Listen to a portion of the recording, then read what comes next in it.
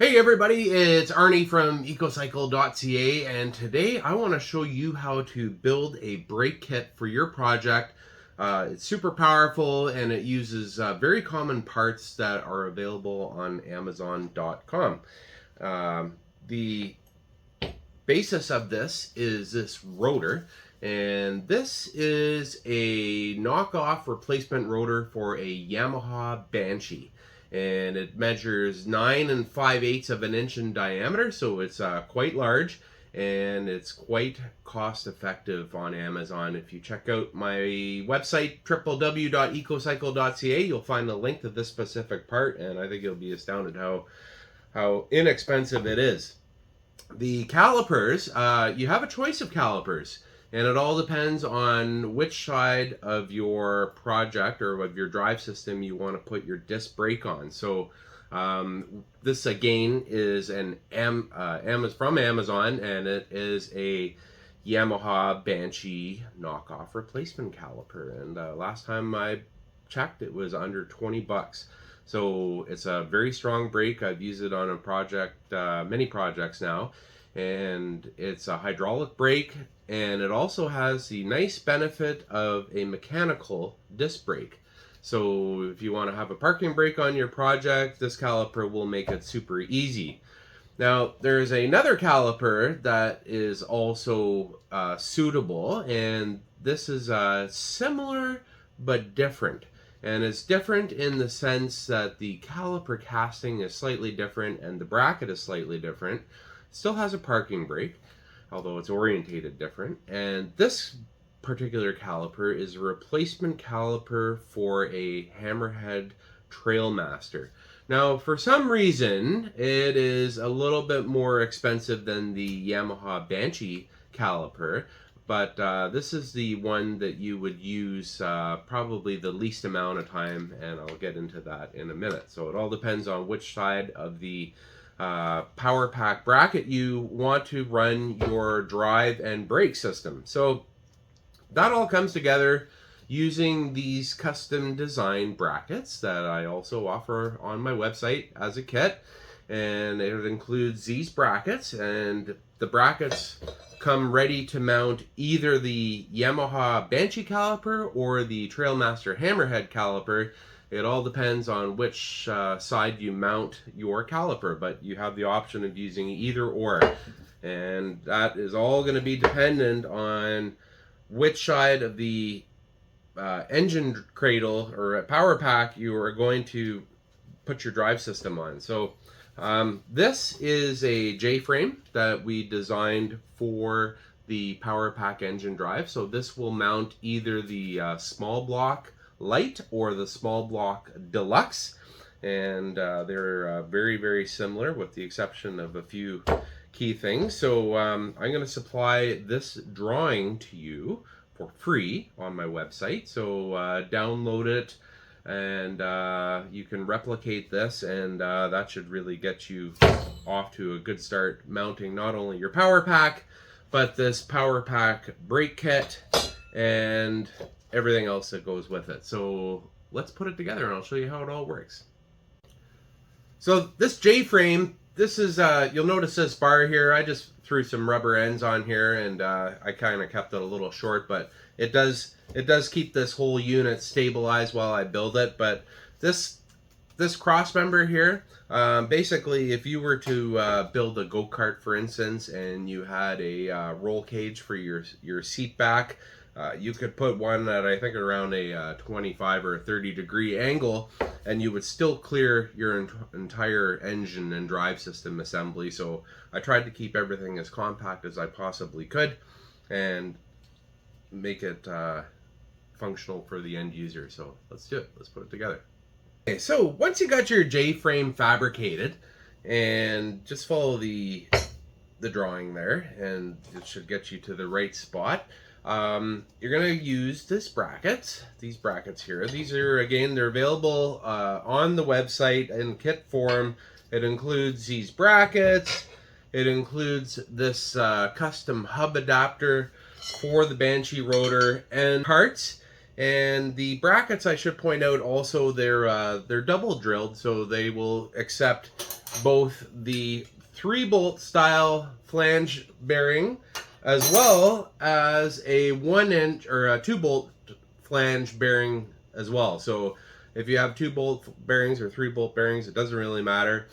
I would recommend putting a couple bearings on each one of these and put them on the outside of the bracket, and we'll show you how all that goes here. So the key thing here is to get them in the right positions, and I guess I should probably put some kind of indicator on them. But basically this one with the little cutout here, this is for the Yamaha Banshee, and it's going to mount on the right side of the frame member. So it's going to go on just like this. Okay, so you're going to put a couple bolts in here, and I would recommend that you put the bolt with the head on the side that has the sprocket. And the reason is just so if you need to take out this whole entire section, you don't have to take the axle adapter off, because after they are on there for a little while, they get a little difficult to remove. So we're gonna start by putting a bolt in. So 1 bolt. These are 4-inch bolts. They also come with the kit that I will supply you.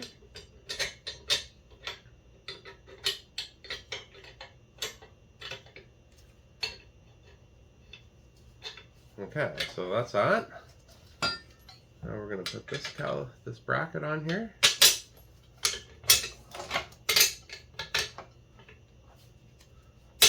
And just like that. Use a 9/16 bolt and nut. Nylock, of course. So I don't like things vibrating loose. And we're just going to tighten these guys up a little.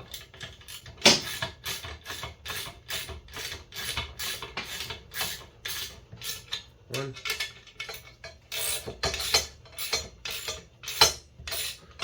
Okay, so this is going to be set up for a left side drive or a right side caliper. So if it's on the right side, if your disc brake's going to be on the right side, then you're going to want to use the Yamaha setup, which is the best setup because it's the cheapest. There's a pilot or a protrusion here where all your hex keys go on these bearings. I would recommend that you put those pointed out, and all your hardware that you buy with the bearing kit, there's a link on ecocycle.ca with a couple bearings. You'll probably need maybe at least four bearings.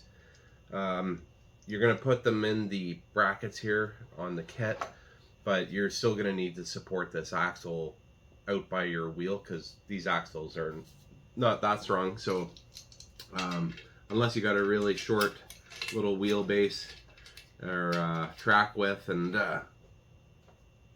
you got something special planned, but you would really need to run that axle pretty close to your center carrier here. And I don't know what you're building, but you definitely need a bearing by the drive sprocket, because if you don't, you will surely get some chain skipping, because you need to support that axle. Okay, so we're just going to, not tight, but we're going to get these relatively tight. Right now, because these brackets are 3/16, we're using a 1/4 or a 3/4 inch long bolts to cinch everything down, and that's just enough. So that guy's in there. So now what we're going to do is we're going to just take this axle and we're going to put it through the bearing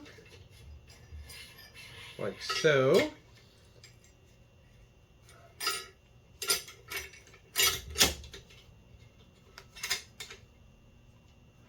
Okay, and like I was saying earlier, this is a,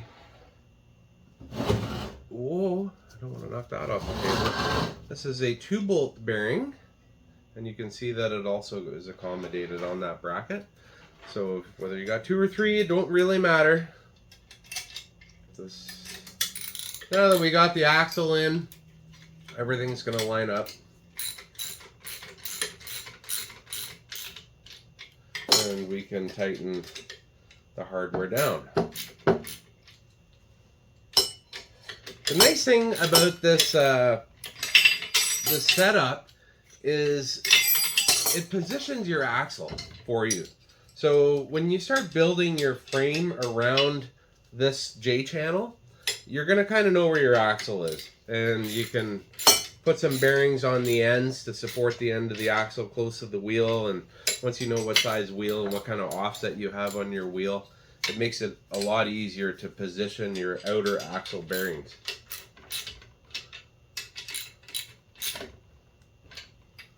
And these 3/4 inch long bolts are perfect. If this axle bracket was 1/4 inch, it would be a little short. Okay, so there you go. So we've got a axle mounted on your PowerPack J frame and axle brackets. So now,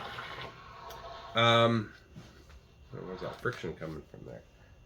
Something must be stuck under there. There is. My missing lug end nut here. Okay, so we got all this together. So let's now put on, get the rotor and hub assembled here. So this is going to come with the kit that I supply you. This is a axle flange adapter, and it is hub centric. So this is machined to just fit in this bore of this rotor, which is great. And you just need 4 bolts. Again, part of the kit. I will supply these bolts because you're going to need these. And again, nylock nuts.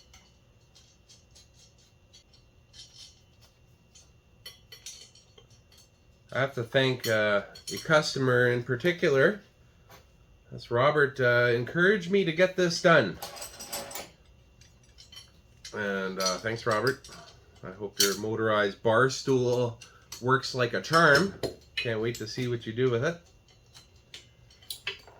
Robert got the PowerPack already, and he's just putting that together. Oh, I'm gonna crush my remote pen there. And there you have it. You have a Yamaha Banshee rotor adapted to a 1-inch axle collar. Now, you can put this on this side, like so, and it should just basically bottom out on that protrusion on the bearing, whether it's a 2 or a 3 bolt, or you can put it on this side. So don't forget your keyway. And the nice thing about the fact that it will bottom out on this collar is you won't need another shaft collar to keep your keyway secured, but you will need one on the outside of the hub here. So again, let me try to show you what's going on here now. So if we want to have, we're going to mount this disc brake on the right side. This is actually the right side of the engine drive, because we're going to run a chain direct off of the gearbox onto a sprocket here. So, but if you had a PowerPack Deluxe like this one here, you can see that or not, with the jack shaft on it. Let's zoom out here a little bit. Okay, there we go. Okay, so this is a PowerPack Deluxe, and it's got the 3-to-1 jack shaft kit, and its output sprocket's on the right-hand side of the engine, so we'd have to put the sprocket on this side. Whereas, I'm just going to get up and show you. Whereas the PowerPack lights they're going to use the sprocket right off of the gearbox, so it's basically going to run right off of the gearbox onto that drive axle. So we'll show you how all that goes together in a minute. Okay, so with the left side mounted rotor, again, we're going to use the hammerhead caliper, and it's just going to pop over the rotor. Should just pop over the rotor, like so. Okay, now there's going to be a couple spacers that are included with the kit, and a couple M8 125 bolts, and we're just going to basically be slipping these spacers in. And then coming through the backside, finding the thread on the bracket.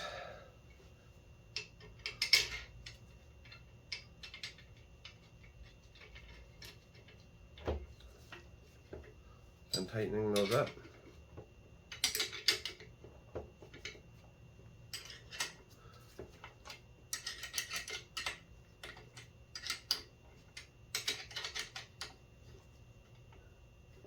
And that's it. Your caliper is mounted. So you can see how the parking brake is situated right now. You can rotate that if you want to change the direction. Right now you can see where the cable comes, so maybe you can't really see so well where the cable comes out of there. But anyway, it's right here. That's where your cable actually, your mechanism is. Okay, so that is the Hammerhead Trailmaster caliper mounted on the brackets, and it fits on there really good.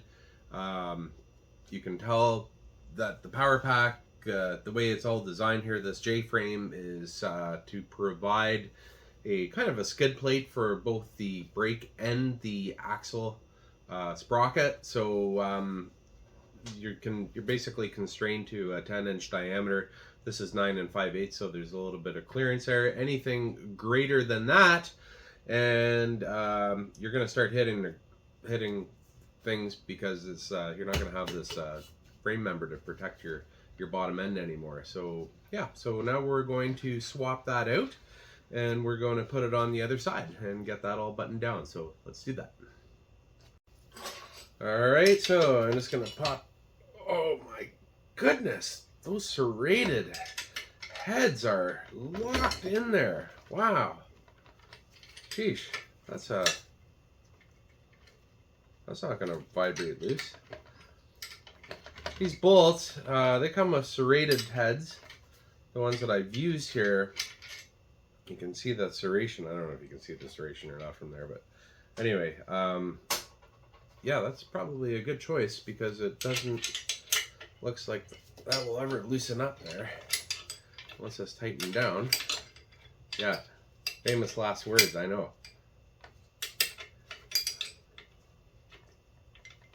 Anyways, that's okay, no problem.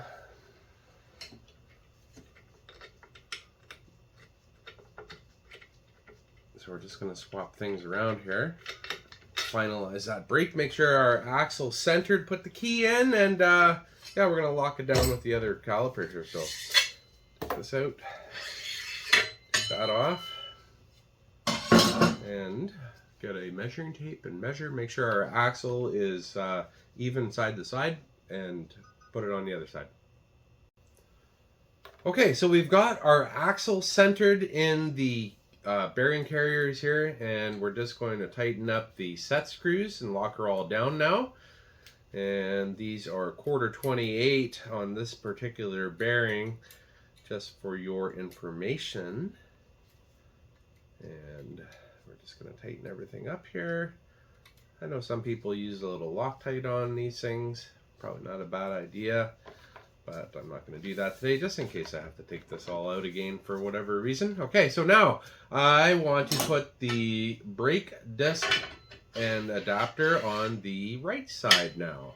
And now I'm going to use the Yamaha Wolverine caliper, which is generally has the gold bracket. And I'm going to get that I saw a screwdriver here. I just have to compress the pads and the piston a little bit here to get it on the rotor. Okay, make sure you don't score your disc or anything like that. And now we're going to put our spacers back in with our serrated. Well, these ones are serrated. I don't think the ones that I'm getting are all serrated. But we're going to put this back in.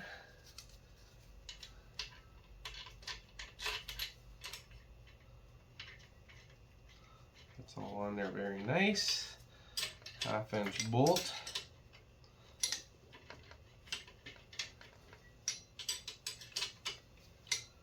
Now, the only thing you have to really keep an eye out for, make sure that when you get everything tightened down, there's no contact with the rotor on these attachment bolts.